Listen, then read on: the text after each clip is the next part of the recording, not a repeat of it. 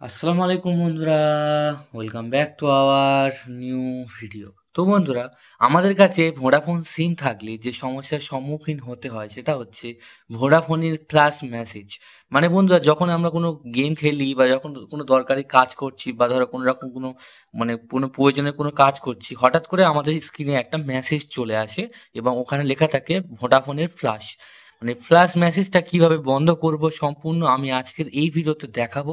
তো বন্ধুরা, আর বেশি দেরি না করে আর বেশি কথা না বলে চলো আজকের ভিডিওটা ঝটপট শুরু করা যাক।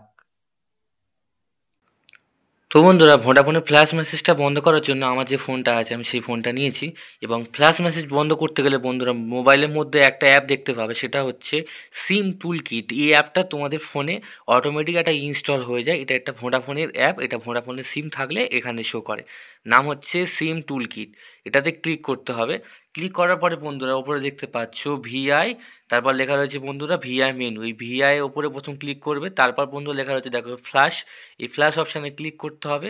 করার পরে বন্ধুরা, এই অ্যাক্টিভেশান আছে, অ্যাক্টিভেশানে ক্লিক করতে হবে। তার নিচে দেখো বন্ধুরা লেখা রয়েছে ডিঅ্যাক্টিভেট। এই ডিঅ্যাক্টিভেটে ক্লিক করে তারপর বন্ধুরা ওকে ক্লিক করতে হবে। ওকে যখন ক্লিক করবে দেখো বন্ধুরা লেখা ফ্ল্যাশ ডিঅ্যাক্টিভেট হয়ে গেলে বন্ধুরা তারপর ওকে করবে এবং আবার ফের ব্যাক করবে বন্ধুরা। আবার ব্যাক করে দেওয়ার পরে দেখতে পাবে এই ভিআই মেনু আছে, এই ভিআই মেনুতে ফের ক্লিক করতে হবে। করার পরে ওপরে যে ফ্ল্যাশ আছে এই ফ্ল্যাশে ক্লিক করতে হবে।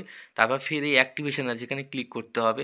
তারপর ফের এই ডিঅ্যাক্টিভেশন আছে, এই ডিঅ্যাক্টিভেটে ক্লিক করে দিলেই বন্ধুরা হয়ে যাবে, ভোডাফোনের ফ্ল্যাশটা ডিঅ্যাক্টিভেট হয়ে যাবে। তো বন্ধুরা, এই ছিল আজকের একটা ছোট্ট ভিডিও। যদি ভিডিওটি ভালো লেগে থাকে অবশ্যই লাইক শেয়ার অ্যান্ড সাবস্ক্রাইব করতে ভুলো না। আর আজকের জন্য টাটা।